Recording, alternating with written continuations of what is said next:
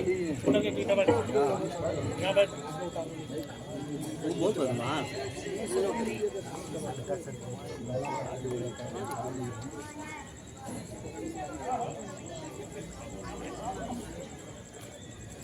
بند ہوں تو بتائیے.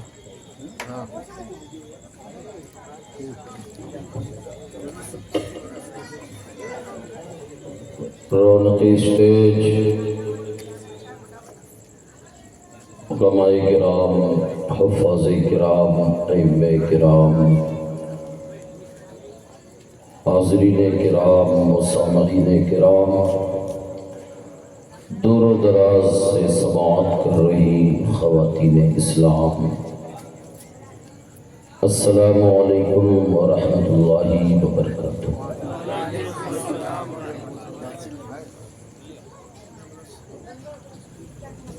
نحمدہ ونصلی علی رسولہ الکریم. الحمدللہ رب العالمین والعاقبۃ للمتقین والصلاة والسلام علی سید المرسلین. اما بعد فاعوذ باللہ من الشیطان الرجیم. بسم اللہ الرحمن الرحیم. یا ایہا الذین آمنوا اتقوا اللہ وکونوا مع الصادقین. صدق اللہ العظیم وصدق رسولہ النبی الامین المقین المقین الکریم. ونحن على ذلك لمن الشاہدین والشاکرین والحمد للہ رب العالمین.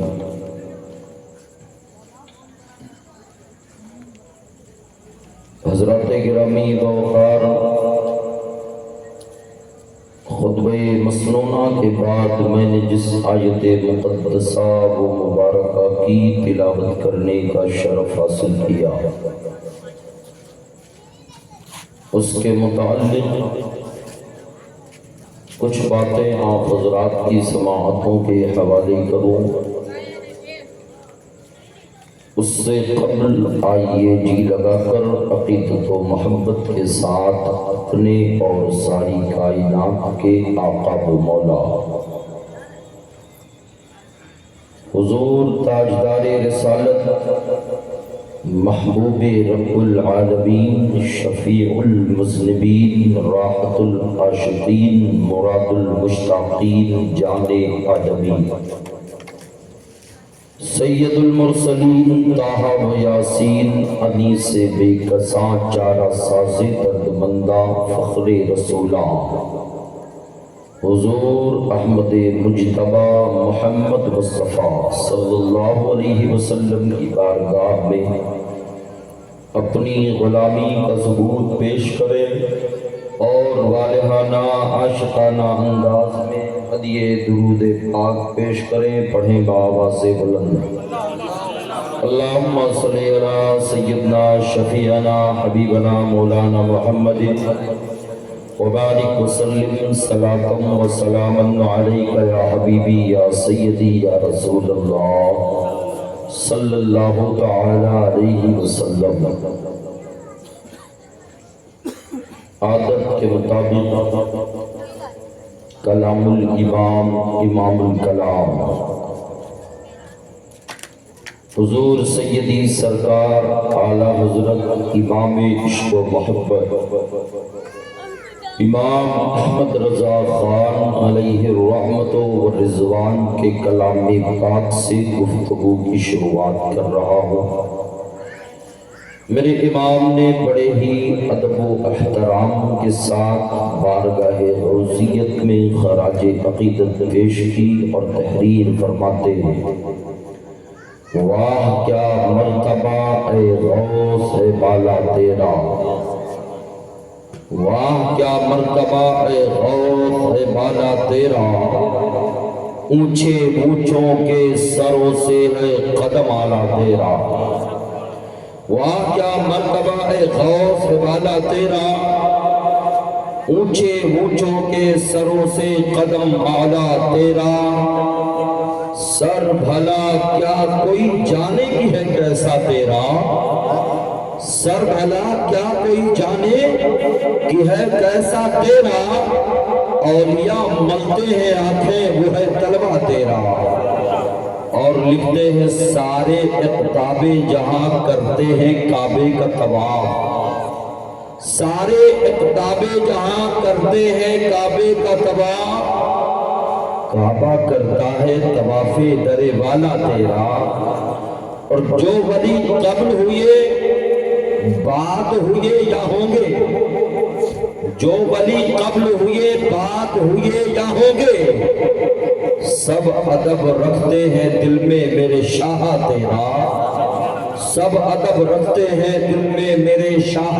تیرا، اور مزرع چشت و بخارا عراق و اجمیر، مزرع چشت و بخارا عراق و اجمیر، کون سے کشت پہ برسا نہیں جھالا تیرا، کون سے کشت پہ برسا نہیں جھالا تیرا، تجھ سے در در سے سب اور سب سے ہے مجھ کو نسبت، تجھ سے در در سے سب اور سب سے ہے مجھ کو نسبت، میری گردن میں بھی ہے پور کا ڈورا تیرا، اور جب ڈورا پڑ گیا نشانی پڑ گئی، غوث اعظم کی غلامی کا پٹا گلے میں پڑ گیا، تو فائدہ میرے امام نے یہ بیان کیا، جو اس نشانی کے سگ ہیں نہیں مارے جاتے، جو اس نشانی کے سگ ہیں نہیں مارے جاتے، حشر تک میرے گلے میں رہے پٹا تیرا، حشر تک میرے گلے میں رہے پٹا تیرا، اور تیری سرکار میں لاتا ہے رضا اس کو شفیع، تیری سرکار میں لاتا ہے رضا اس کو شفیع، جو میرا غوث ہے اور لاڈلا بیٹا تیرا۔ حضرت گرامی باوقار، یہ جشن غوث اعظم رضی اللہ تعالیٰ عنہ کی محفل ہے، وقت بہت زیادہ ہو چکا ہے، لیکن پھر بھی میں آپ کے سامنے بیٹھا ہوں اور تھوڑی دیر انشاءاللہ کچھ باتیں آپ کو بتانے کی کوشش کروں گا۔ رب تعالیٰ سے دعا کرتا ہوں مولا تعالیٰ ہمیں اور آپ کو عمل کی توفیق عطا فرمائے۔ میں نے قرآن شریف کی ایک آیت مقدسہ تلاوت کی ہے، یا ایہا الذین آمنوا اتقوا اللہ، اے ایمان والو اللہ سے ڈرو، یا ایہا الذین آمنوا اتقوا اللہ، اے ایمان والو اللہ سے ڈرو، وَكُونُوا مَعَ الصَّادِقِينَ، اور سچوں کے ساتھ ہو جاؤ، وَكُونُوا مَعَ الصَّادِقِينَ، اور سچوں کے ساتھ ہو جاؤ۔ اللہ نے یہ نہیں کہا یا ایھا الناس، اے لوگوں نہیں فرمایا، بلکہ فرمایا یا ایھا الذین آمنوا اتقوا اللہ، اے ایمان والو۔ لوگوں میں سبھی آ جاتے، کافر بھی آتے، مشرک بھی آتے، ایمان والے بھی آتے، جب رب فرماتا یا ایھا الناس سارے انسان اس میں آ جاتے، لیکن رب نے انسانوں سے خطاب نہیں فرمایا، یہاں رب فرماتا اے ایمان والے اللہ سے ڈرو، گویا رب تعالیٰ یہ حکم دے رہا ہے ایمان والوں کو، اے ایمان والو تم نے کلمہ پڑھا ہے، رسول پاک کی رسالت کا تصدیق و اقرار کیا ہے، رب کی وحدانیت کا تصدیق و اقرار کیا ہے، اگر تم مسلمان ہو تو اللہ سے ڈرو۔ دوسرے الفاظ میں اسے یوں سمجھ لو، گویا جو ایمان والا ہوگا وہ اللہ سے ڈرنے والا ہوگا، جو اللہ سے ڈرنے والا ہوگا وہ ایمان۔ یا ایھا الذین آمنوا اتقوا اللہ، اے ایمان والو اللہ سے ڈرو۔ بندہ جب اللہ سے ڈرتا ہے، اللہ کے خوف کو اپنے دل میں بساتا ہے، اللہ کی خشیت کو جب اپنے دل میں بساتا ہے تو وہ گناہوں سے باز آتا ہے، نیکیوں کی طرف بڑھتا ہے، نیکیوں کی جانب قدم رنجا ہوتا ہے، وہ زندگی بدکار بن کر نہیں نیکوکار بن کر کے گزارا کرتا ہے۔ رب نے کہا ایمان والو اللہ سے ڈرو، اور جب ایمان والے ہو گئے, اللہ سے ڈرنے والے ہو گئے, تو اب کامیابی کے لیے رب تعالیٰ فرماتا وَكُونُوا مَعَ الصَّادِقِينَ. اے ایمان والو, اب ایمان تمہارے پاس ہے, رب کا خوف تمہارے پاس ہے, تو ایک کام کرو, اب سچوں کے ساتھ ہو جاؤ. کس کے ساتھ ہو جاؤ؟ سچوں کے ساتھ ہو جاؤ. ایک سوال یہاں اٹھتا ہے, سچے کون لوگ ہیں؟ وہابی تو کہتے ہم سچے, کہتا نہیں کہتا, ارے بولتا ہے کہ نہیں بولتا ہے؟ دیوبندی, شیعہ, رافضی, قادیانی, چکالوی, گنگوہی, سبھی بولتے ہم سچے, بولتے نہیں بولتے؟ سب کا دعویٰ ایک ہی ہے, لیکن قرآن سے پوچھو, اے قرآن تو بتا سچا کون؟ مجھ سے مت پوچھو, امام صاحب سے مت پوچھو, قاری نسیم صاحب سے مت پوچھو, اور دوسرے علماء سے مت پوچھو, اسی قرآن سے پوچھو, قرآن تو بتا سچا کون ہے؟ قرآن تو کہہ رہا ہے سچوں کے ساتھ ہو جاؤ, تو اے قرآن اب تو ہی راستہ بتا, اب تو ہی رہنمائی کر, اے قرآن اب تو ہی ہمیں بتا سچے ہیں کون لوگ.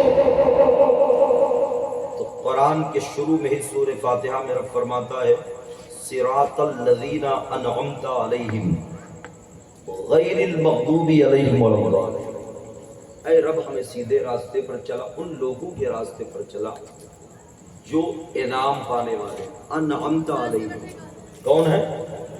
انعام پانے والے بندے تیرے مولا, ان لوگوں کے راستے پر نہیں جو بھٹکے ہوئے ہیں, جو خود گمراہ ہے. تو قرآن نے کہا انعام پانے والوں کے راستے پر چلو. کس کے راستے پر؟ ارے بولو نا, انعام پانے والوں کے. اور دوسری جگہ قرآن نے کہا سچوں کے ساتھ ہو جاؤ. تو اب یہاں ایک سوال اور اٹھا, اے قرآن انعام کسے ملا؟ کون لوگ ہیں جن کو رب نے انعام دیا؟ کون لوگ ہیں جن پر اللہ نے اپنے انعامات نازل فرمائے؟ اے قرآن تو ہی بتا, تاکہ ہمیں راستہ مل جائے, ہمیں یہ بھی پتا ہو جائے سچے کون ہیں, انعام والے کون ہیں, انہی کے راستے پر ہمیں چلنا ہے. اگر انعام پانے والے سچے نہیں ہوتے, اللہ ان کے راستے پر چلنے کا حکم نہیں دیتا. اور اگر وہی لوگ سچے ہیں تو آگے اسی قرآن نے کہا اے لوگوں سچوں کے راستے پہ ہو جاؤ, سچوں کا دامن تھام لو, سچوں کا راستہ اپنا لو, ان کی حیاتی طیبہ کو اپنے لیے مشعل راہ بنا لو, ان کی زندگی کو اپنے لیے آئیڈیل بناؤ, اپنے لیے نمونہ بناؤ. کیوں؟ اس لیے جب تم سچوں کے ساتھ ہو جاؤ گے, انعام پانے والوں کے ساتھ ہو جاؤ گے, کامیابی تمہارے قدم چومے گی. تو قرآن سے پوچھو, قرآن تو بتا. اگر اعلیٰ حضرت سے پوچھیں گے تو دیوبندی بولے گا وہ تمہارے اعلیٰ حضرت ہیں, ہمارے نہیں. کہے گا کہ نہیں کہے گا؟ اگر غوث اعظم سے پوچھیں گے تو بدعقیدہ کہے گا وہ تمہارے غوث اعظم ہیں, ہمارے نہیں. غریب نواز سے پوچھو گے تو کہیں گے اے سنیوں وہ تمہارے ہیں, ہمارے نہیں. اچھا ایک چیز کبھی نوٹ کی ہو, جتنے ولی ہیں سب سنیوں میں ہے کہ نہیں؟ ان میں کوئی ہے خالی ہے دامن, جس کا سینہ عشق مصطفیٰ سے خالی ہو وہ فیوز و برکات سے بھی خالی ہوتا. تو مجھ سے مت پوچھو, علماء سے مت پوچھو, اسی قرآن سے پوچھو. اے قرآن انعام پانے والے کون؟ جن کے ساتھ ہونے کا حکم قرآن تو دے رہا ہے, جن کے راستے پر چلنے کا حکم قرآن تو دے رہا ہے. اے قرآن تو رب کا کلام ہے, مصحف کلام ہے, تجھ پر ہمارا ایمان ہے, اور ایمان بھی ایسا ہے تیرے ہر نقطے پر ایمان, تیرے ہر زیر و زبر پر ایمان, تیرے ہر کلمے پر ایمان, تیرے ہر حرف پر ایمان. اے قرآن اب تو بتا سچے کون ہے؟ اے قرآن اب تو بتا انعام پانے والے کون ہے؟ تو قرآن اٹھاؤ اور پڑھنا شروع کرو. قرآن کہتا ہے انعم اللہ علیہم من النبیین والصدیقین والشہداء والصالحین وحسن اولئک رفیقا.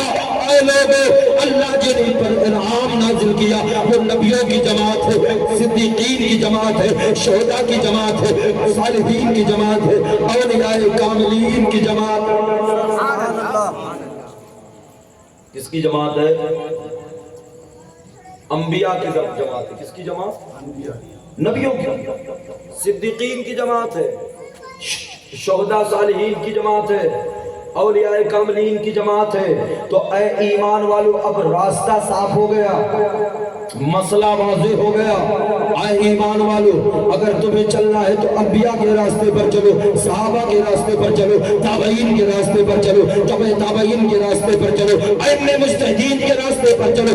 اور آسان کر دوں تو اے سنیو سنو، اگر تمہیں چلنا ہے تو محمد عربی نے جو راستہ دیا اس راستے پر چلو، ابو بکر نے جو راستہ دیا اس راستے پر چلو، عمر فاروق نے جو راستہ دیا اس راستے پر چلو، عثمان غنی نے جو راستہ دیا اس راستے پر چلو، مولا علی نے جو راستہ دیا اس راستے پر چلو، حسن حسین نے جو راستہ دیا اس راستے پر چلو، عشرہ مبشرہ نے جو راستہ دیا اس راستے پر چلو۔ اور آسان کر لو اے سنیو، اس راستے پر چلو جو راستہ تمہیں پیران پیر روشن زمین حضرت سیدنا عبد القادر جیلانی نے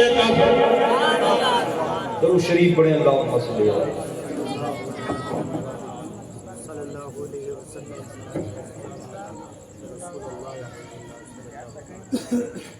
اے سنیوں اب راستہ صاف ہو گیا ہے، تمہیں کس کے راستے پر چلنا ہے؟ ان کے راستے پر جو اللہ والے، کس کے راستے پر چلنا ہے؟ اللہ والوں کے راستے پر۔ یہ میرا فتویٰ نہیں ہے، یہ اعلیٰ حضرت کا فتویٰ نہیں ہے، یہ مفتی اعظم ہند کا فتویٰ نہیں ہے، علامہ شیخ محقق عبدالحق دہلوی کا فتویٰ نہیں ہے، غریب نواز کا فتویٰ نہیں ہے، قطب عالم شاہ عالم کا فتویٰ نہیں ہے، یہ فتویٰ تو قرآن کا ہے۔ قرآن کہتا ہے اے ایمان والو اللہ سے ڈرو، سچوں کے ساتھ ہو جاؤ، اور وہی قرآن کہہ رہا ہے اے ایمان والو انہی کے ساتھ چلو، کس کے ساتھ؟ نبیوں کے ساتھ، صدیقین کے ساتھ، شہداء کے ساتھ، صالحین کے ساتھ، اولیاء کاملین کے ساتھ۔ اے سنیو، جب ولیوں کے راستے پر چلنا جنتی ہونے کی علامت ہے، ولیوں کے راستے پر چلنا فرقہ ناجی ہونے کی علامت ہے، ولیوں کے راستے پر چلنا حق پر ہونے کی علامت ہے۔ تو سنیو، ولیوں میں جسے اللہ نے سب سے اونچا مرتبہ عطا فرمایا اسی ولی کا نام غوث اعظم عبد القادر جیلانی ہے۔ اسی لیے میرے امام نے کہا سب سے اولا وہ اعلیٰ ہمارا نبی، سب سے وہ اولا وہ اعلیٰ ہمارا نبی، سب سے بالا وہ اعلیٰ ہمارا نبی۔ اور جب ولیوں کا ذکر کیا تو کہا واہ کیا مرتبہ اے غوث اے بالا تیرا، اونچے اونچوں کے سروں سے قدم آنا تیرا۔ تو غوث اعظم کے راستے پر چلو۔ اب سوال یہ اٹھتا ہے غوث اعظم کا راستہ کون سا ہے کہ نہیں؟ تم سب سے سننے بیٹھے ہو نا؟ انصار بھائی نے کہا 2 گھنٹے نہیں اٹھنا۔ ہمارے جناب عمران بھائی چھولے والے ہیں، انہوں نے پروگرام منعقد کیا ہے، اور رب سے میں دعا کرتا ہوں اللہ تعالیٰ اس پروگرام کو اپنی بارگاہ میں مقبولیت عطا فرمائے، اور اس پروگرام کے صدقے میں انہیں اور ہم سب کو پابند شراب، داڑھی رکھیں، نمازوں کے پابند بن جائیں، اسلامی لباس میں رہیں، اسلامی طور و طریقہ پر زندگی گزاریں۔ بھی قاری صاحب مولانا غلام وارث صاحب اللہ نے جملہ کہا تھا کہ یا قاری صاحب نے شاید کہا تھا سر غوث اعظم کی محفل آپ نے بسائی ہے، بساتے رہیں، کوئی آئے نہ آئے آپ کو فیضان ملتا ہے۔ میں یہیں سے گفتگو کی شروعات کر رہا ہوں۔ سرکار غوث اعظم کون ہے اور آپ کا راستہ کیا ہے وہ میں بتاتا ہوں، اس سے قبل آپ اس ادھوری بات کو پوری کر لیں۔ سرکار غوث اعظم فرماتے ہیں اللہ تعالیٰ نے مجھے لوگوں کے دلوں پر اختیار دیا۔ کس پر اختیار دیا ہے؟ دلوں پر اختیار دیا۔ لوگوں کے دلوں پر اللہ نے مجھے اختیار دیا ہے۔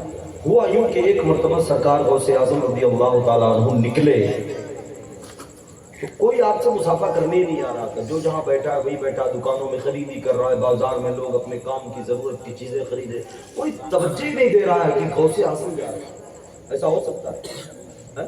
مجھ جیسا پاپی گنہگار باغ کوثر میں آئے تو 10 لوگ مسافے کے لیے آئے، اور غوث پاک سرے بازار نکلے تو کوئی دیکھے ہی نہ ان کی طرف۔ مریدین پریشان ہو گئے، मुतअल्लिक़ीन परेशान हो गए, कहा गौसे आज़म बात समझ में नहीं आई, आज से पहले ऐसा कभी नहीं हुआ था। आप जुमा की नमाज के लिए निकले हैं, लोग देख रहे हैं, लोग अपने बाजारों में बैठे हैं, दुकानों पर बैठे हुए हैं, लेकिन आपकी जानिब कोई मुतवज्जे नहीं हो रहा है, आपकी जानिब कोई देख नहीं रहा है, ना कोई मुसाफा कर रहा है, ना कोई सलाम कर रहा है, ना आपके दस्तबोसी के लिए कोई बढ़ रहा है, जबकि इससे पहले कभी ऐसा नहीं हुआ। सरकार गौसे आज़म इससे पहले तो हाल बरअक्स था, आप निकलते थे तो दस्तबोसी है, आपके कदमों के नीचे की धूल तक लोग चूम लिया करते थे। ऐ गौसे आज़म, आखिर मामला क्या है? तो आप सुन्नियों अपने मुक़द्दर पर नाज करो, तो आज तुम यहाँ बैठे हो। गौसे आज़म फरमाते हैं, ऐ मेरे मुरीदों सुनो, अब तो कादिर वो है जिसको अल्लाह ने बंदों के दिलों पर अख्तियार दिया है। जिसे मैं चाहता हूँ वही मेरी जानिब मुतवज्जे होता है, जिसे मैं नहीं चाहता वो मेरी जानिब मुतवज्जे नहीं हुआ करता। सरकार गौसे आज़म फरमाते, आज मैंने नहीं चाहा कि कोई मेरी तरफ मुतवज्जे हो, मैं नहीं चाहता कि लोग मेरे करीब आए, मैं नहीं चाहता मेरे हाथ को बोसा दे तो लोग नहीं आए, लेकिन जिस दिन मैं मुतवज्जा होऊंगा वही लोग दौड़ कर आएंगे। इससे सबक क्या मिला? ऐ सुन्नियों, जिक्र गौसे आज़म करना सबके बस की बात नहीं है, जिक्र गौसे आज़म में आना सबके बस की बात नहीं है। जिक्र गौसे आज़म वही करेगा जिससे गौसे आज़म अपना जिक्र करवाना चाहेंगे, वही सुनेगा जिसे चाहेंगे गौसे आज़म सुने, क्योंकि अल्लाह ने गौसे आज़म को ये अख्तियार भी दिया है कि जिसे चाहे अपनी जानिब मुतवज्जा कर ले और जिसे चाहे अपने से बेगाना कर ले। तो कम तादाद में सही, लेकिन यहाँ हम बैठे तो हैं, और हमारी ये खुशनसीबी है कि अल्लाह ताला ने हमें ज़िक्र गौसे आज़म करने और सुनने की सआदत नसीब फरमाई। दरूद शरीफ पढ़े, अल्लाहुम्मा सल्ली अला सलातो व सलाम अलैका। मैं अर्ज कर रहा था, सरकार गौसे आज़म का रास्ता कैसा रास्ता है और कौन सा रास्ता? आसान लफ्ज़ों में इसका जवाब यही है, जो हुजूर ने अपने सहाबा को तरीक़ा दिया, जो रास्ता दिया, वही रास्ता गौसे आज़म। मा अना अलैहि व सहाबी, हुजूर ने फरमाया जो मेरे और मेरे सहाबा के रास्ते पर है वही जन्नत का रास्ता है। आज हम अभी मौलाना साहब जैसे कि बयान कर रहे थे, आज हमने नज़र नियाज तक गौसे आज़म को महदूद कर दिया, लेकिन हम हकीकत में गौसे आज़म की ज़िंदगी से वाकिफ़ नहीं हैं। हमने सरकार गौसे आज़म की हयात तैयबा का मुताला नहीं किया है। अगर आप मुताला करें तो आप जब मुताला करने बैठेंगे तो आप देखेंगे सरकार गौसे आज़म के वालिद कौन है और आपका शजरे नसब कहाँ से मिलता है। तारीख के औराक को आप पलटिए, पढ़िए और सुनिए। सरकार गौसे आज़म उस वली कामिल का नाम है जिनका शजरे नसब 11वें नंबर पर जाकर हजरत इमाम हसन मुज्तबा से मिलता है। किससे मिलता है? किससे मिलता है? 11वें नंबर पर हजरत इमाम हसन पाक से बाप की जानिब से आपका शजरा जाकर मिलता है, और 14वें नंबर पर माँ की जानिब से आपका शजरा हजरत इमाम हुसैन पाक से मिलता है। पता चला मेरा गौस वो है जो हसनी भी है हुसैनी भी है। सरकार गौसे आज़म रज़ी अल्लाह तआला अन्हु का मकाम मर्तबा देखना है तो यहाँ से देखो, दरियाए दजला के किनारे एक नौजवान इबादत करता है। दरियाए दजला के किनारे एक 17-18 साल का नौजवान इबादत कर रहा है। 17-18 साल का नौजवान हमारे घरों में आज वीडियो गेम खेलता है, पबजी खेलता है, मोबाइल पर अपना वक्त बर्बाद करता है। 17-18 साल का हमारे यहाँ नौजवान बाजारों में गश्त करता है, मटर गश्ती करते हुए तज़िया औकात करता है।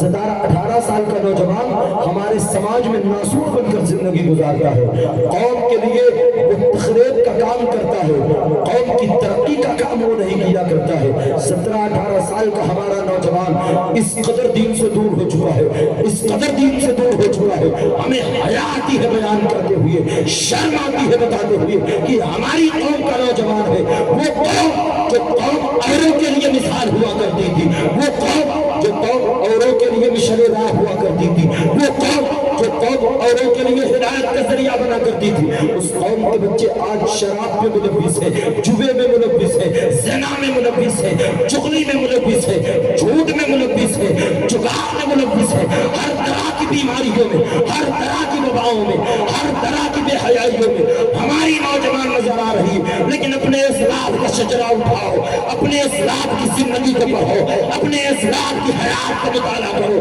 پتہ چلے گا 17 سال کا نوجوان دریائے دجلہ کے کنارے اپنے پروردگار کی عبادت کر رہا ہے۔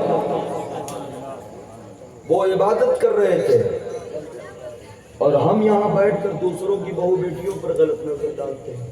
یہ ہماری قوم کے بچے اپنے اسلام کا شجرہ اٹھاؤ، 17-18 سال کی ہی وہ نوجوانی کی عمر ہے، آپ دریائے دجلہ کے کنارے عبادت کر رہے ہیں۔ پورا دن گزر گیا، عبادت نہیں ختم ہوئی، پوری رات گزر گئی، عبادت نہیں ختم ہوئی، دوسرا دن، دوسری رات گزر گئی، عبادت نہیں ختم ہوئی، تیسرا دن آ گیا، عبادت جاری ہے۔ 3 دن سے اس نوجوان نے کچھ کھایا نہیں، کچھ پیا نہیں، کہاں سے کھا لے یار؟ کھانے کے لیے اس نوجوان کے پاس کچھ ہے ہی نہیں۔ اب یہی ٹھہرو، اپنا محاسبہ کرو، اپنی گریبانوں میں جھانکو، اپنے آپ کو دیکھو۔ اللہ نے تم کو ہر طرح کے انعامات سے نوازے ہیں، کھانے پینے کی چیزیں ہو، سونے کے لیے بستر ہو، رہنے کے لیے مکان ہو، ہر چیز اعلیٰ اللہ نے دی ہے، کسی چیز کی کمی نہیں ہے۔ تمہارا پروردگار وہ ہے جو اٹھاتا تو تمہیں بھوکا ہے، لیکن کبھی بھوکا سلاتا نہیں ہے۔ لیکن اس کے باوجود آج ہماری مسجد ویران ہے، ہماری مسجد خالی ہے، ہمارے نوجوان نمازوں کے لیے نہیں آگے بڑھ رہے، ہماری پیشانیوں میں سجدوں کی طرف نہیں پائی جا رہی۔ اے مسلمانوں، ایک ہم ہیں، ہر چیز مہیا ہے، پھر بھی عبادت سے دور۔ ایک وہ نوجوان ہے 3 دن سے کھایا پیا نہیں، پھر بھی اللہ کی عبادت میں مشغول نظر آ رہا۔ 3 دن ہو گئے، تب بھوک نے بہت ستایا، حالت اتنی بیکار ہو گئی، بھوک نے اتنا نڈھال کر دیا کہ اب اٹھنا بیٹھنا مشکل ہو گیا، قیام کرنا مشکل ہو گیا، رکوع کرنا مشکل ہوا، سجدے کرنا مشکل ہو گیا، تسبیح پڑھنا مشکل ہو گیا، زبان سوکھ چکی ہے، 3 دن سے کچھ کھایا پیا نہیں ہے۔ سوچا اگر اب بھی کچھ نہیں کھاؤں گا تو اب عبادت بھی نہیں ہو پائے گی، اب اللہ کا ذکر بھی نہیں ہو پائے گا، اب نمازیں بھی نہیں پڑھ پاؤں گا۔ مسلمانوں، اللہ نے 24 گھنٹے میں صرف 1.5-2 گھنٹے کی 5 وقت کی نمازیں ہم سے مانگی، وہ ہم نہیں دے پا رہے۔ ہمارے اسلام کا شجاع بتا رہا ہے کہ انہوں نے 3 دن تک بھوک پیاس کی شدت برداشت کر کے وہ 5 وقت کی نمازیں جو ان پر فرض تھی وہ بھی پڑھی، باقی اوقات وہ نفلی عبادتوں میں مشغول ہے، ذکر میں مشغول ہے، اللہ تعالیٰ کا ذکر کرتے رہے، تسبیح و تحلیل کرتے رہے، ضرب لگاتے رہے، الا اللہ کی صدائیں بلند کرتے رہے۔ اے مسلمانوں، اس کے باوجود آج ہم یہ کہتے ہیں پریشان ہیں، مشکلوں میں مبتلا ہیں۔ ارے جب تم نے اللہ سے، اللہ کی عبادت سے اپنا ناطہ توڑ لیا ہے تو آج مشکلیں تمہارے دامن میں آ گئی ہیں، تکلیفیں تمہارے دامن میں آ گئی ہیں، پریشانیاں تمہارے دامن میں آ رہی ہیں، گھر تمہارے توڑے جائیں گے، مسجدیں تمہاری گرائی جائیں گی، بچے تمہارے کاٹے جائیں گے، بیوہ عورتیں تمہاری بیوہ ہوں گی، لیکن قسم خدا کی آج بھی اگر تم اللہ سے رشتہ مضبوط کر لو، نمازوں سے رشتہ مضبوط کر لو، مسجدوں سے رشتہ مضبوط کر لو، یقین جانو آج بھی دنیا کہتی نظر آئے گی وہ دیکھو محمد کے غلام چلے آ رہے ہیں۔ 3 دن سے اس نوجوان نے کچھ نہیں کھایا، اب بھوک نے جو بہت ستایا تو کہا اب کچھ کھانا چاہیے، اگر کھائیں گے نہیں تو اب عبادت نہیں ہو پائے گی، لیکن کھائیں کیا، کچھ ہے نہیں۔ روٹی کا سوکھا ہوا ایک ٹکڑا تک اس نوجوان کے پاس ہو، سوچا چلو دریا کے کنارے ہوں، ساحل دریا، دریا کے ساحل کے کنارے کچھ تلاش کر لیتا ہوں، شاید کوئی چیز پڑی ہوئی مل جائے، کوئی پرندہ مرا ہوا مل جائے، کوئی مری ہوئی مچھلی ہی مل جائے، میں کچھ کر کے کھا لوں زندہ رہنے کے لیے۔ ایک چیز یہاں بتا دوں، اگر کوئی بھوکا ہو اور اتنا بھوکا ہو کہ اب جان پر بڑھائی ہو تو اس کے لیے مباح غذائیں بھی جائز ہوتی ہے، مثلا پرندہ ذبح کر کے کھانا جائز ہے، لیکن اب ایسا انسان جو بھوکا ہے، اب مرنے کی کگار پر آ گیا ہے، تو اسے اس مردہ پرندے کو کھانا جائز ہوگا جو اپنی موت مر گیا ہو یا کسی نے ذبح نہ کیا ہو، مار دیا ہو، مردہ ہے، لیکن اس مردار کا کھانا اس کے لیے جائز ہو جائے گا کیونکہ وہ اپنی جان بچانے کے لیے کھا رہا۔ اتنی مقدار میں اس کے لیے کھانا جائز ہوگا جتنے میں اس کی جان بچ جائے۔ نوجوان نکلا اس خیال سے کوئی مباح غذا تلاش کروں، مل جائے تو کھا لوں گا، کھا لوں گا تو زندگی بچ جائے گی۔ نوجوان تلاش کرتا تھا، تلاش کرتے کرتے کیا دیکھا، سیب کا ایک سیب جو ہے دریا کے کنارے بہتا ہوا جا رہا ہے پانی کے اندر۔ اتنا بھوکا تھا وہ نوجوان، دریا سے سیب نکالا، اسے کھا لیا۔ کھانے کے بعد پانی پیا اسی دریا سے، کچھ وقت گزرا تھا، نوجوان کے اندر طاقت آئی، قوت آئی، سوچنے سمجھنے کی جب صلاحیت بیدار ہوئی، بھوک نے بیدار کر رکھا تھا، تو اب خیال آیا کہ میں نے جو سیب نکال کر کے کھایا ہے وہ سیب میرا نہیں تھا، میں نے جو سیب نکال کر کھایا ہے اس کا مالک میں نہیں تھا، میں نے جو سیب نکال کر کھایا ہے وہ میری ملکیت میں نہیں تھا، میں نے جو کھایا کسی اور کا کھایا ہے۔ اتنا خیال آنا تھا، وہ نوجوان چیخ مار کر رونے لگا، اللہ اکبر، یہ میں نے کیا کر دیا، کسی اور کا تھا میں نے کھا لیا، کسی اور کا تھا میں نے اٹھا کر کے اسے کھا لیا، اللہ اکبر۔ اگر میرا پروردگار روز محشر مجھ سے پوچھے گا تو میں کیا جواب دوں گا؟ اس ایک سیب کے بارے میں میرا رب مجھ سے سوال کرے گا کہ میں اپنے رب سے کیا کروں گا؟ اتنا خیال آنا تھا، وہ نوجوان زارو قطار ہونے لگا۔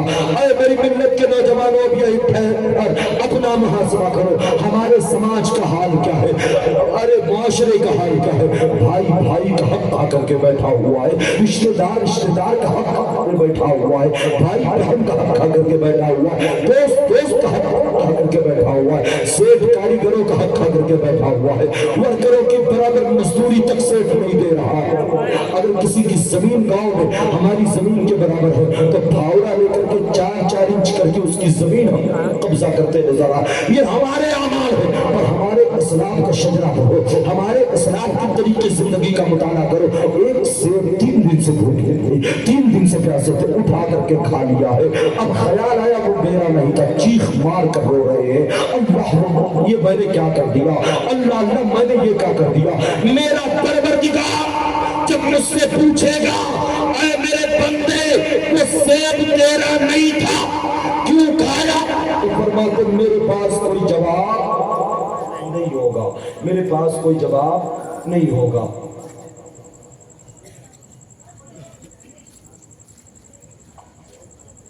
فرماتے اتنا خیال آنا تھا کہ میں رونے لگا، کانپ گیا، لفظ پر اندام ہو گیا، رب کے خوف کی وجہ سے، رب کے ڈر کی وجہ سے مجھ پر کب کبھی تاری ہو گئی۔ فرماتے تھوڑا وقت گزرا، میں نے سوچا کہ چلو اس سیب کے مالک کو تلاش کیا جائے، اس سے معافی مانگی جائے۔ اللہ اکبر، ایک سیب کھایا ہے یار، وہ بھی ہرا چھین کر نہیں کھایا ہے، ڈاکہ نہیں ڈالا ہے، چوری نہیں کی ہے، بہتا ہوا جا رہا تھا، ندی سے نکال کر کھا لیا، اپنی جان بچانے کے لیے کھایا۔ عذر تھی وہاں، شرعی عذر موجود تھا، پریشانی تھی، مشکل وقت تھا، کچھ کھانے کے لیے نہیں تھا، وہی ایک سیب ملا کھا لیا، کیا گناہ کر دیا۔ لیکن اللہ کا ڈر اسے کہتے ہیں۔ میں نے کہا نا یا ایھا الذین آمنوا اتقوا اللہ، اے ایمان والو اللہ سے ڈرو، تو ڈرنے سے مراد یہی ہوتا ہے کہ جب رب کا خوف ہوگا تو اس قدر ہوگا، اس قدر ہوگا کہ وہ بندہ اللہ کے خوف سے گناہ کی جانب قدم بڑھانا تو دور اس کا تصور نہیں کرے گا۔ نوجوان نے کہا چلو تلاش کریں اس کا مالک کون ہے۔ تلاش کرتے کرتے دریا کے کنارے چلتے چلتے 12 میل چلے گئے۔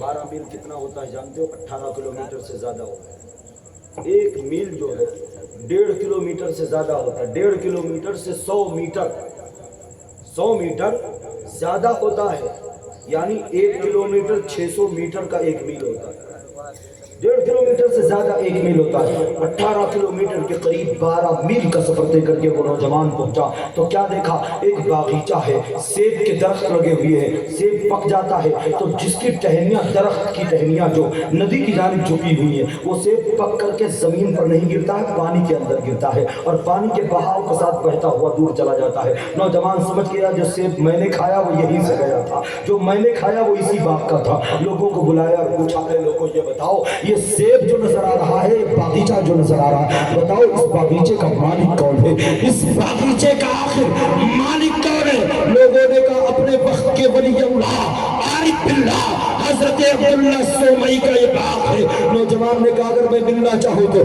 कहा वो बाग में ही रहते हैं, जाओ दरवाजे पर दस्तक दो, वो तुमसे मुलाकात करेंगे। नौजवान दरिया अबूर करके उस बाग गया, बाग के दरवाजे पर दस्तक दी, अंदर से जवाब सवाल आया, कहा मैं मुसाफिर हूँ, मिलना चाहता हूँ। दरवाजा खुला, एक वली की निगाह एक वली से टकराई, बस फर्क इतना था जिस वली ने दरवाजा खोला था विलायत के तमाम मंजिलों को पार कर चुका था।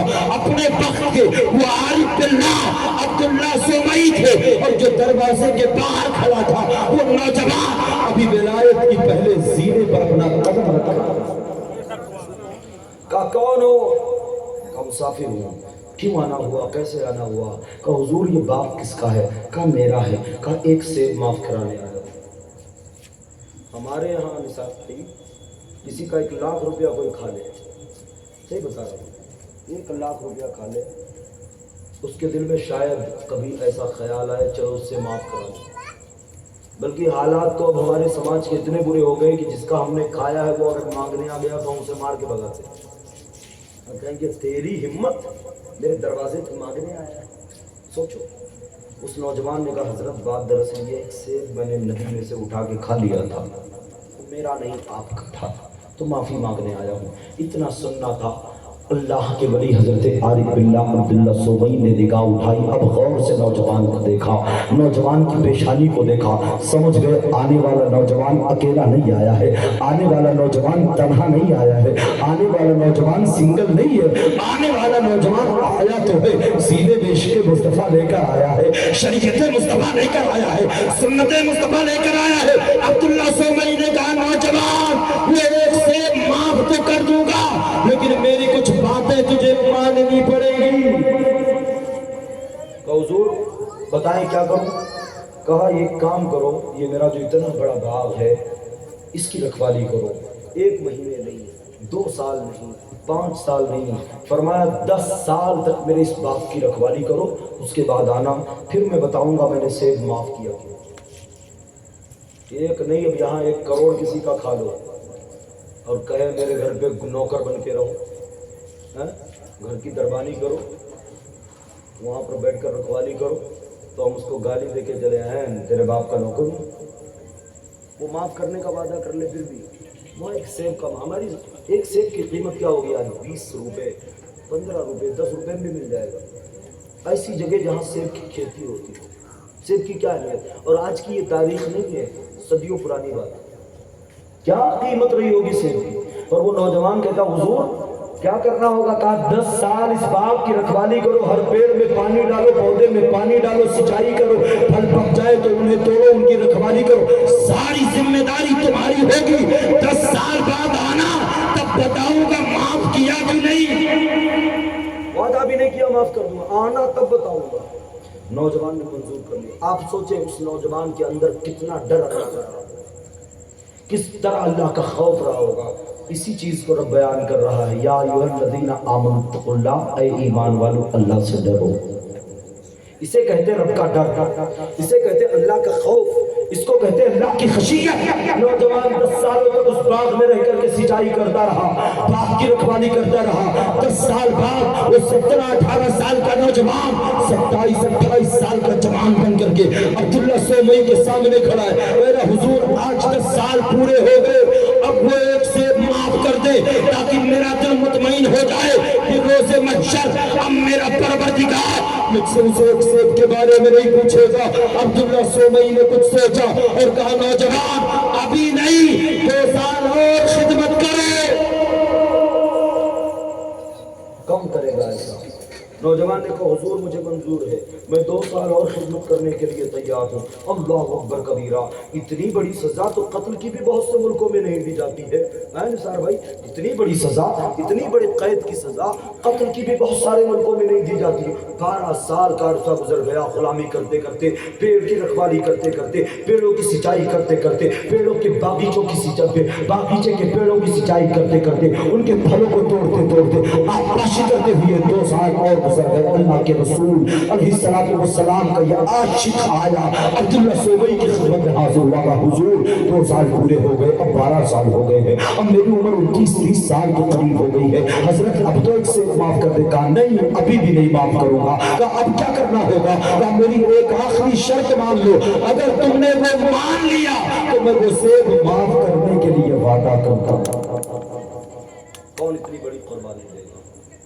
یہ مرتبے، یہ فضائل، یہ حکمتیں، یہ کرامتیں ایسے نہیں ملتی ہیں۔ یہ جو غوث پاک کی کرامتیں تم سن رہے ہو ایسے نہیں ملتی ہے پیارے، بڑی قربانیوں کے بعد ملا کرتی ہیں۔ آپ ذرا دیکھیں، نوجوان سے عبداللہ سومئی فرماتے اے نوجوان، اب آخری شرط میری ماننی ہوگی، اگر تو اسے مان لے گا تو میں تجھے ایک سیب معاف کر دوں۔ ایک سیب کے بدلے اتنی کڑی سزا، اتنے سالوں کی مشقت، اللہ اکبر، کون کرے گا ایسا؟ یقیناً وہ کرے گا جس کے سینے میں اللہ کا خوف باقی ہو، جس کے سینے کے اندر اللہ کی خشیت پائی جا رہی ہو۔ نوجوان نے کہا حضور جلدی بتائیں وہ شرط کیا ہے؟ کہا نوجوان سن، میرے ایک بیٹی ہے، بے دست و وفا ہے، یعنی نہ آنکھ ہے، نہ کان، نہ زبان، نہ ہاتھ، نہ پاؤں۔ وہ آنکھ سے اندھی ہے، کان سے بہری ہے، زبان سے گونگی ہے، ہاتھ سے لولی ہے، پاؤں سے لنگڑی ہے۔ اے نوجوان، تجھے مجھ سے نکاح کرنا ہوگا، اگر نکاح کر لے تو اے نوجوان میں وعدہ کرتا ہوں اسے ایک سیب کو معاف کر دوں گا جو تو نے اٹھا کر کھایا۔ کون کرے گا ایسا؟ ہمارے سماج میں اگر کسی سے کہا جائے وہ گالی دے کے بھاگ جائے گا۔ ہمیں تمہیں تو چھوڑو، باپ اپنی مرضی سے کہیں رشتہ دیکھ کے آ جائے اور لڑکے کو تھوڑی سی لڑکی پسند نہ تو بتائے گا نہیں، کالو پور اسٹیشن جائے گا، بلرام پور کی ٹکٹ کٹائے گا، ٹرین میں بیٹھے گا، پھر SMS کرے گا پپا وہ تمہارا دوسرا لاڈلا بیٹا، اس سے ہی بیاہ کرا دینا، مجھے وہ لڑکی پسند ہے۔ کرے گا نہیں کرے گا؟ اللہ اکبر۔ ہمارے اسلاف کا شجرہ دیکھو، ہمارے اسلاف کی طریقے زندگی دیکھو، ہمارے اسلاف کی حیات طیبہ، اسی لیے میں کہتا ہوں ہمارے لیے میں شرع راہ ہے۔ تم اپنے بزرگوں کو پڑھو تو پہلے۔ اللہ اکبر۔ عبداللہ سومئی کہتے ہیں میری بیٹی اندھی ہے، بیاہ کر لے، لنگڑی ہے، بیاہ کر لے، لولی ہے، بیاہ کر لے، زبان سے گونگی ہے، بیاہ کر لے، کان سے بہری ہے، بیاہ کر لے، اگر تو نے کر لیا تو ایک سیب معاف۔ اتنا سب کچھ جس لڑکی میں ہو، فارچونر دینے پر بھی یہاں بیاہ نہ ہو، ہوگا پپو بھائی؟ کہے گا یار لنگڑی سے کون بیاہ کرے گا، لولی سے کون شادی کرے گا، اندھی سے کون شادی کرے گا؟ اللہ اکبر۔ لیکن جس کے دل میں اللہ کا خوف ہو اس کی بات ہی نرالی ہوتی ہے۔ نوجوان نے کہا حضور اگر میں شادی کر لوں تو؟ کہا تو ایک سے معاف۔ نوجوان نے کہا فوراً نکاح کے لیے ہوتے۔ حضرت عبداللہ سومئی نے اعلان کر دیا ہے لوگوں، آنے والے جمعہ کے دن میری بیٹی کا نکاح ہے، اسی نوجوان کے ساتھ کیا جائے گا جو 12 سالوں سے میرے باغ میں خدمت کر رہا ہے۔ جمعہ کے دن عصر کی نماز کے بعد محلے کی مسجد میں میری بیٹی کا نکاح ہوگا۔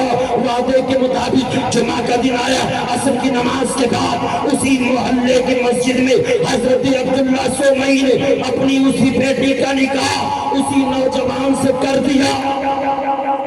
نکاح ہو گیا دستور کے مطابق، جیسے ہر باپ اپنی بیٹی کو رخصت کرتا ہے، رخصت کرنے کا وقت آیا، رات ہوئی، عبداللہ سومئی نے بیٹی کو رخصت کر دیا۔ رخصت کیا کرنا تھا؟ ایک کمرے سے دوسرے کمرے میں بھیجنا تھا، کیونکہ اسی باغ میں وہ خود رہتے تھے، اسی میں بیٹی رہتی تھی اور اسی میں وہ نوجوان بھی رہتا تھا جو باغ کی رکھوالی کرتا تھا۔ 2 کمرے تھے، ایک میں باپ بیٹی رہتے تھے، ایک میں وہ نوجوان رہتا تھا۔ اب تعجب مجھے پڑھ کر کے یہاں یہ ہو رہا ہے کہ اس نوجوان کو ان 12 سالوں میں یہ تک معلوم نہیں تھا کہ جس اللہ والے کی میں عکاسی کر رہا ہوں، جس کے باپ کی، اس کی کوئی بیٹی بھی ہے۔ اللہ اکبر۔ ہمارے سماج کے چھچوروں کا حال تو یہ ہے، 10 کلومیٹر دور کس کی بیٹی جوان ہے یہ بتا دیں گے، کون کیسا ہے وہ بتا دیں گے۔ اسی باغ میں رہ کر، اسی باغ کی عکاسی کر کے حضرت عبداللہ سومئی کی خدمت میں رہنے والا نوجوان 12 سال رہنے کے بعد یہ نہیں جانتا تھا آپ کے کوئی بیٹی ہے، اسے یہ تک نہیں معلوم تھا بیٹی ہے یا نہیں، تو پھر وہ کیسے جانے گا کہ وہ لولی ہے؟ سوچو، نکاح ہوا، حضرت عبداللہ سومئی نے بیٹی کو رخصت کر دیا، عشاء کی نماز پڑھی، پیڑ کے نیچے، درخت کے نیچے بیٹھ کر دعائیں مانگ رہا ہے نوجوان، مولا مجھے صبر استقامت دے، میں نے تیرے ایک ایسی بندی سے نکاح کیا ہے جو لولی لنگڑی ہے، اندھی بہری ہے، زبان سے گونگی ہے، آنکھ سے دیکھ نہیں سکتی۔ مولا مجھے صبر اور استقامت دے کہ میں اس کے حق کو ادا کر سکوں، مولا مجھے صبر دے کہ میں اس کے حقوق کو نبھا سکوں۔ بہت ساری دعائیں مانگی، دعا مانگنے کے بعد خیال آیا وہ میری بیوی انتظار کر رہی ہوگی، اب اس کا بھی مجھ پر حق ہے، چلو چل کر کے بیوی کے جایا جائے۔ اٹھے، دروازے کے قریب پہنچے، سوچا دستک دو، خیال آیا کیا مطلب ہے، وہ تو اندھی ہے، بہری ہے، گونگی ہے، وہ لنگڑی ہے، چل نہیں سکتی، دروازہ کیا کھولے گی، میں دروازہ کھول کے ہی چلا جاتا ہوں۔ دروازہ کھلا، کیا دیکھا، اس نے جمال کی پیکر اعظم، جمال و زیبائی کی رہنمائیوں کے ساتھ ایک دوشیزہ کمرے میں بیٹھی ہوئی ہے۔ آنے والے مرد کو جب دیکھا کھڑی ہو گئی، چند قدم بڑھ کر استقبال کیا، اپنی زبان سے کہا السلام علیکم ورحمۃ اللہ وبرکاتہ۔ اتنا سننا تھا، نوجوان ڈر گیا، کانپ گیا، دروازہ بند کیا، واپس بھاگ کے بعد۔ ہمارے یہاں کے پپو ہوتے ہیں، کلو ہوتے، چنٹو ہوتے، دروازہ اندر سے بند کر لیتے، وہ یہ تک تحقیق نہیں کرتے ہماری ہی دلہن ہے یا دوسرے کی آ گئی۔ ارے بھائی ہماری تو لنگڑی لولی ہے، تو یہ کیسے ہو سکتی ہے؟ لیکن وہ اللہ والے کی شان دیکھو، اللہ کا ڈر کتنا ہے دیکھو دل میں۔ باہر سے دروازہ بند کیا، بھاگ گئے، روتے ہوئے گئے، اسی درخت کے نیچے بیٹھ کر آنسو بہانے لگے، مولا یہ غضب کیا ہو گیا۔ روتے روتے صبح ہو گئی، فجر کی اذان ہوئی، جماعت سے نماز پڑھی، مسافے کے وقت حضرت عبداللہ سومئی سے مسافہ کیا۔ عبداللہ سومئی نے کہا اور نوجوان بتاؤ کیا حال ہے، خیریت پوچھی، آنکھوں میں آنسو آ گئے، کہا سرکار کیا بتاؤں، رات کسی نے بڑا بھدا مذاق کیا، بڑا بے تکا مذاق۔ کہا کیا مذاق کیا؟ کہا حضور میرے کمرے میں رات کسی نے کسی اور بیٹی کو بٹھا دیا تھا، کسی اور دلہن کو بٹھا دیا تھا۔ کہا پھر کیا ہوا؟ کہا ہونا کیا تھا حضرت، دروازہ کھولا ہی تھا، وہ کھڑی ہو گئی، چند قدم چلی، زبان سے سلام بھی کیا، مجھے احساس ہو گیا یہ میری بیوی نہیں ہو سکتی ہے، میری بیوی تو گونگی ہے، وہ سلام کیسے کرے گی، وہ اندھی ہے، دیکھے گی کیسے، وہ چلے گی کیسے، وہ تو لنگڑی ہے۔ فرماتے پھر کیا ہوا؟ کہا کرنا کیا تھا حضرت، ڈر گیا، کانپ گیا اللہ کے خوف سے، باہر سے دروازہ بند کیا، پیڑ کے نیچے پوری رات گزار کر آ رہا۔ اتنا سننا تھا، عبداللہ سومئی نے داماد کو سینے سے لگا لیا اور کہا اے میرے داماد مجھے ناز ہے، اللہ نے میری بیٹی کو تیرے جیسا شوہر دیا ہے، اور اے نوجوان تجھے مبارک بات دیتا ہوں، اللہ تعالیٰ نے میری بیٹی کی طرح تجھے دلہن عطا فرمایا۔ کہا حضرت کچھ سمجھا نہیں۔ کہا سمجھنے کی بات یہ ہے کہ وہ کسی اور کی نہیں، وہ میری بیٹی ہے، وہ میری بیٹی۔ کہا حضور لیکن آپ نے کہا تھا آپ کی بیٹی اندھی لنگڑی لولی بہری ہے۔ کہا ہاں میں نے کہا تھا، لیکن اے نوجوان ایک باپ نے محبت میں ایسا کہا تھا اور تیرے امتحان کے لیے ایسا کہا تھا۔ کہا مطلب؟ کہا اپنے بیٹی کو میں نے اندھی اس لیے کہا، آج تک میری بیٹی نے کسی غیر مرد کو نہیں دیکھا۔ اے ماں بہنوں یہ سبق ہے تمہارے لیے، بے پردہ ہو کر جو گھومتی ہو، کاکریا میں تم جاؤ، ریور بینک پر تم جاؤ، بازاروں میں تم جاؤ، پارکوں پر تم جاؤ، گارڈنوں میں تم جاؤ، چہرے پر نقاب نہیں ہوتا ہے، لیکن عبداللہ سومئی فرماتے ایک باپ نے محبت میں اپنی بیٹی کو اندھی اس لیے کہا، آج تک میری بیٹی نے کسی غیر مرد کو اپنی آنکھوں سے دیکھا، اس لیے اپنی بیٹی کو اندھی کہا۔ کہا گونگی کیوں کہا؟ کہا اس لیے آج تک میری بیٹی نے اپنی زبان سے کوئی غیر شرعی بات نہیں کہی، اگر میری بیٹی کی زبان کھلے تو ذکر خدا کے لیے اٹھے یا ذکر مصطفیٰ کے لیے اٹھے۔ آج تک میری بیٹی نے کسی کو برا نہیں کہا، کسی کو گالی نہیں دی۔ آج ہمارے سماج میں کیا ہو رہا ہے، ماں بہنیں ایسی ایسی گالیاں دیتی، ہمارے بھائی بھی کسی سے کم نہیں ہے، بچوں کے سامنے اپنی بیوی کو گالیاں دیں گے، اس کے بعد سوچیں گے ہمارا بچہ بڑے ہو کر کے ہماری تعظیم کرے، ہمارا ادب کرے۔ ہمیں یاد ہے اس کی ماں کو، اس کے سامنے بچپن میں اس کے تم نے گالیاں دی ہے، تمہارے بڑھاپے میں وہ تمہیں گالیاں دے گا، صرف گالیاں نہیں دے گا، لات مکے بھی دے گا، منہ سے بھی مارے گا، ٹھوکریں بھی مارے گا۔ اپنے بچوں کی تربیت تمہیں کرنی ہے تو اس بزرگ کی طرح کرو جن کی داستان میں سنا رہا ہوں، اس خاتون کی طرح کرو جس خاتون کی باتیں میں تمہیں بتا رہا ہوں۔ یہ خاتون کون ہے، یہ بزرگ کون ہے، آؤ میں تمہیں بتاتا ہوں۔ عبداللہ سومئی فرماتے ہیں اے نوجوان اپنی بیٹی کو اس لیے میں نے بہری کہا، آج تک میری بیٹی کی کانوں میں کوئی غیر شرعی جملہ نہیں کہا، اپنی بیٹی کو اس لیے لولی کہا، آج تک میری بیٹی نے اپنے ہاتھ سے کوئی گناہ کا کام نہیں کیا، ہاتھ جب بھی اٹھائے بارگاہ خدا میں دعا کے لیے اٹھائے۔ آج تک میری بیٹی کے پاؤں اس باغ سے باہر نہیں گئے، اس لیے میں نے اپنی بیٹی کو لنگڑی کہا تھا۔ اے سنیو سنو، یہ جو بات تمہیں بتا رہا ہوں وہ کسی اور کی نہیں ہے، یہ غوث پاک کے باپ کی بات بتا رہا ہوں، غوث پاک کے ماں کی بات بتا رہا ہوں۔ وہ نوجوان جس نے دریا کنارے عبادت کی، 12 سال تک باقی کوئی اور نہیں، وہ غوث پاک حضرت ابو صالح موسیٰ جنگی دوست رحمت اللہ علیہ تھے، اور وہ لڑکی جس کو لنگڑی کہا گیا، لولی کہا گیا، وہ کوئی اور نہیں، زہد و تقویٰ کی پیکر اعظم حضرت غوث پاک فاطمہ ثانی ام الخیر رضی اللہ تعالیٰ عنہ۔ درود شریف پڑھیں گا امہ صلی اللہ علیہ وسلم۔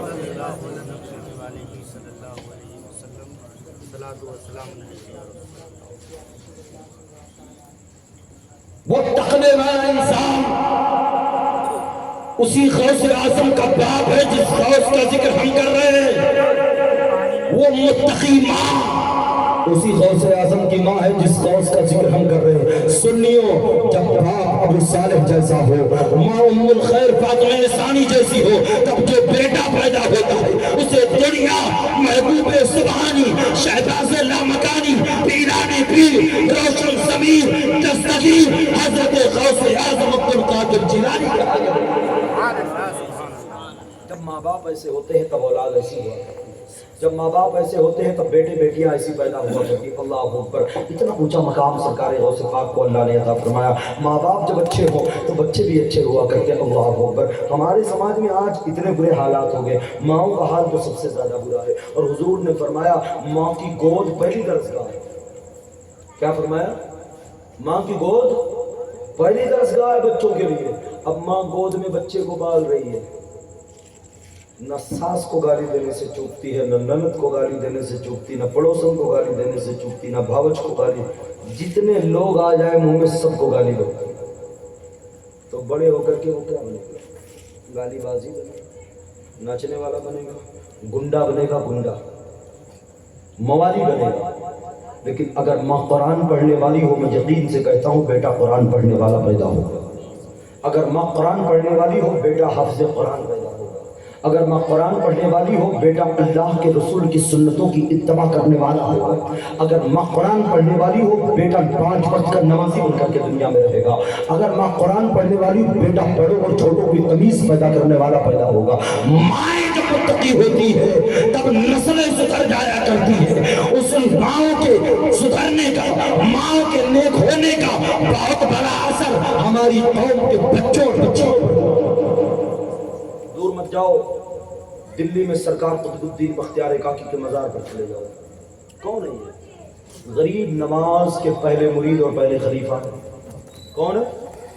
ارے بولو نا یار، پہلے مرید اور پہلے خلیفہ ہیں سرکار غریب نواز کے۔ یہ وہی قطب الدین ہے جن کو سرکار غریب نواز نے اپنا کاسا مٹی کا پیالہ دیا تھا اور کہا تھا قطب الدین جاؤ انا ساگر سے کہہ دو تجھے خواجہ نے بلایا۔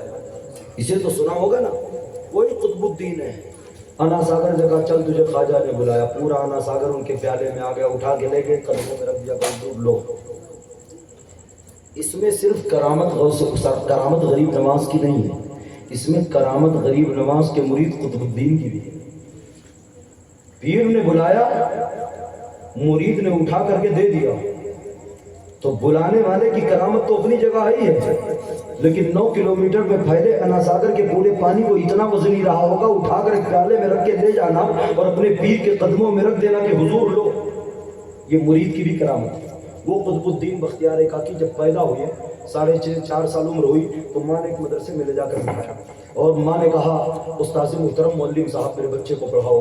استاذ نے کہا اعوذ باللہ پڑھو، پڑھ لیا، بسم اللہ پڑھو، پڑھ لیا، کہا الحمدللہ پڑھو، چپ ہو گئے، خاموش ہو گئے۔ استاذ نے بڑی کوشش کی، قطب الدین بختیار کاکی نے پڑھا نہیں، کہا بیٹا اتنی آسانی سے جو طوز اور تسبیحاں پڑھ لے وہ آخر الحمدللہ کیوں نہیں پڑھ رہا ہے؟ کہا حضور اس لیے نہیں پڑھ رہا ہوں، میرا سبق یہ نہیں ہے، میرا سبق یہ نہیں ہے۔ تو مسکرا کر استاذ نے کہا پھر کہاں ہے؟ کہا میرا سبق ہے سبحان الذی اسری بعبدہ لیلا من المسجد الحرام الی المسجد الاقصی۔ کہا یہ تو 15واں پارہ ہے، یہ 14 کون پڑھے گا؟ 4.5 سال کے بچے نے کہا حضرت ان 14 پاروں کا میں حافظ قرآن ہوں۔ کہا کیسے؟ کہا کیسے؟ کہا وہ ایسے، میری ماں 14 پاروں کی حافظ قرآن ہے، سبحان اللہ۔ ہمارے سماج میں پوچھو تو کہیں گے 14 سیریل کی میری ماں حافظہ ہے، 20-25 سوہر اور 15-20 گانے کی حافظہ ہے، معاذ اللہ۔ لیکن قطب الدین بختیار کاکی فرماتے ہیں میری ماں 14 پارے کی حافظہ ہے، 14 پارے کی، اور میری ماں کا معمول ہے، طریقہ ہے، صبح اٹھتی ہے، فجر کی نماز پڑھتی ہے، جب تک 14 پارے کی تلاوت نہ کر لے دنیا کے کسی کام کو ہاتھ نہیں لگاتی۔ فرماتے ہیں وہ ماں حافظہ ہے، پھر تمہارا کیا دخل؟ کا بات دراصل یہ ہے ماں روزانہ 14 پارے پڑھتی تھی، 9 مہینے تک ماں کے پیٹ میں سنا کرتا تھا۔ فرماتے ہیں استاذ محترم 9 مہینے ماں کے پیٹ میں سن کر میں 14 پارے کا حافظ بن گیا ہوں۔ پتہ چلا پیٹ میں بچہ ہوگا، فلم دیکھے تو بیٹا سلمان خان پیدا ہوگا، شاہ رخ خان پیدا ہوگا، کٹرینہ کیف پیدا ہوگی، لیکن وہی نہ اگر پیٹ میں بچہ ہو، قرآن پڑھے، فلمیں نہ دیکھے، ڈرامے نہ دیکھے، نماز پڑھے، قرآن پڑھے، تو بیٹا قرآن کی برکت سے حافظ قرآن۔ تو سرکار غوث اعظم کے ماں کے مرتبے کو دیکھو، کتنی متقی تھی، کتنی پرہیزگار۔ سوچو کہ ایک باپ ان کی پرہیزگاری کی وجہ سے انہیں اندھی لولی لنگڑی کہتا ہے، مطلب وہ اتنی سیدھی تھی، اپنے یہاں بھی وہ کہتے ہیں لوگ سیدھا، اتنا سیدھا جیسے گائے، کہتے ہیں کہ نہیں ہے نا؟ تو سیدھے انسان کو کہتے ہیں اتنا سیدھا ہے جیسا سمجھ لو بدھی نہ ہو۔ سیدھائی کے لیے ایسی مثالیں دی جاتی، وہاں باپ فرتے محبت میں اپنی بیٹی کو کہہ رہا میری بیٹی لنگڑی لولی اندھی بہری، کیوں؟ اس لیے میری بیٹی نے آنکھ سے، زبان سے، کان سے، ہاتھ سے، پاؤں سے کبھی کوئی گناہ نہیں کیا، اس لیے میں اپنی بیٹی کو لولی لنگڑی کہہ رہا ہوں۔ اب اسی بیٹی کا نکاح جب حضرت ابو صالح سے ہو گیا، میاں بیوی ساتھ رہنے لگے، اللہ تعالیٰ نے زمین کے اوپر اپنا ایک بندہ پیدا کیا، جس بندے کو آج دنیا غوث اعظم کہتی ہے، جس بندے کو دنیا آج عبد القادر جیلانی کہتی ہے، جس بندے کو دنیا آج پیران پیر روشن ضمیر کہتی ہے۔ اب کون پیران پیر ہے؟ چند لفظوں میں ذرا ملاحظہ کرو، یہی پیران پیر روشن ضمیر ہے۔ بچپنے کی عمر ہے، 4 سال کی عمر ہے، آپ جا رہے تھے راستے پہ، گائے جا رہی تھی یا بیل جا رہا تھا، پیچھے سے آپ نے اس کے پونچھ کو پکڑ لیا، فرماتے وہ گائے یا بیل میری جانب پلٹ کر کے دیکھی اور کہتی ہے عبد القادر اللہ تعالیٰ نے تمہیں اس کام کے لیے نہیں پیدا فرمایا، اللہ نے تمہیں اس لیے پیدا کیا ہے تاکہ تمہارے ذریعے لاکھوں کروڑوں لوگ ہدایت پا جائیں۔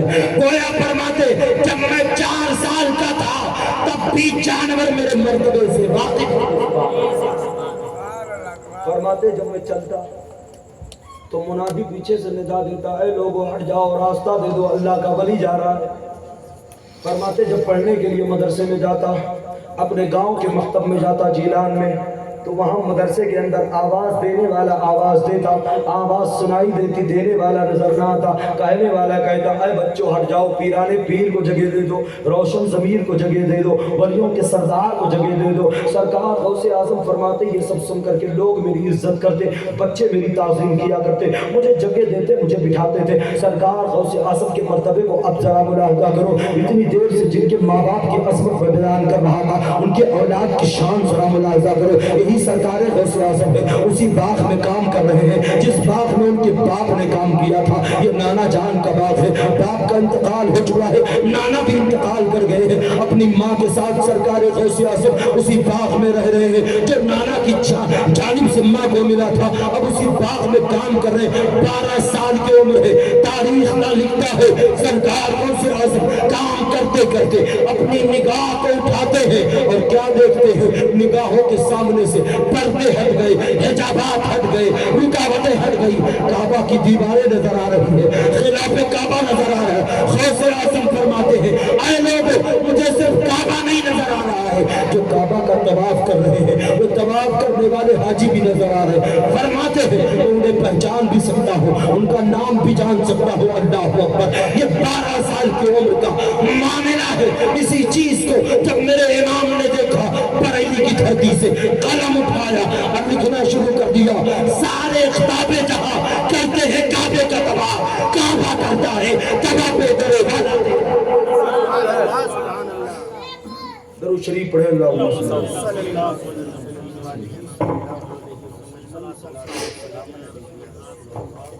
12 سال میں یہ مرتبہ اللہ نے جسے عطا کیا اسے غوث اعظم کہا گیا۔ آپ کی عمر بڑھتی گئی، مرتبہ بڑھتا گیا۔ ایک سال کی اگر میں تاریخ بتاؤں صبح ہو جائے گی۔ آپ کی عمر شریف جو 17 سال کی تھی، مولانا غلام علی صاحب نے واقعہ بیان کیا، ماں کے پاس گئے پڑھنے کے لیے، کہا ماں پڑھنا چاہتا ہوں، تمہاری کہاں پڑھنا چاہتے ہو؟ اس وقت پوری دنیا کے اندر 2 شہر بڑے مشہور تھے، ایک شہر تھا نیشاپور اور دوسرا شہر تھا شہر بغداد۔ غوث پاک نے کہا امی جان میں بغداد جانا چاہتا ہوں، ماں نے اجازت دے دی۔ آپ نے واقعہ سن لیا ہے، نہیں سب آگے ذرا بڑھتے، سرکار غوث اعظم بغداد پہنچ گئے، وہاں آپ نے 17 سال کی عمر سے لے کر کے 26 سال کی عمر تک تعلیم حاصل کی، تقریباً 8 یا 9 سال تک آپ نے باقاعدہ درس نظامی کے سبق پڑھے، آپ نے اصول حدیث کو پڑھا، صرف النحو کو پڑھا اور دوسری درسی کتابوں کا مطالعہ کیا۔ 26 سال کی آپ کی عمر شریف ہو گئی۔ نثار بھائی اب آپ سے رک کر کے ایک سوال کرنا چاہتا ہوں، غوث پاک کو پڑھنے کی ضرورت کیا تھی؟ غوث پاک کو مدرسہ جانے کی ضرورت کیا تھی؟ غوث پاک کو مکتب مدرسے میں جانے کی ضرورت کیا تھی؟ وہ غوث پاک جو اپنے باغ میں کام کرتے ہوئے 12 سال کی عمر میں کعبہ کو دیکھ لے، کعبہ میں طواف کرنے والوں کو دیکھ لے، ان کے نام تک بتا دے اور اعلیٰ حضرت جیسا مجدد کہے سارے کعبے جہاں کرتے ہیں کعبے کا طواف کعبہ کرتا ہے، طواف کرے والا تیرا، اس غوث کو جیلان چھوڑ کر پوری ماں کو چھوڑ کر بغداد جا کے تعلیم حاصل کرنے کی ضرورت کیا تھی؟ کیا ضرورت تھی؟ جبکہ فقہ کا اصول ہے، شریعت کا مسئلہ ہے، جو ولی ہوتا ہے وہ پہلے عالم ہوتا ہے۔ بات سمجھ رہے ہو؟ کوئی ولی اس وقت تک ولی نہیں ہو سکتا جب تک وہ عالم نہ ہو، ولی کے لیے عالم ہونا شرط۔ آج کل تو ولیوں کی بھی ایسی ایسی گجب کی تعداد نکلی ہے کہ پوچھو مت، ایسے ایسے لوگ نکلے کہ پوچھو مت، 10 انگوٹھی پہن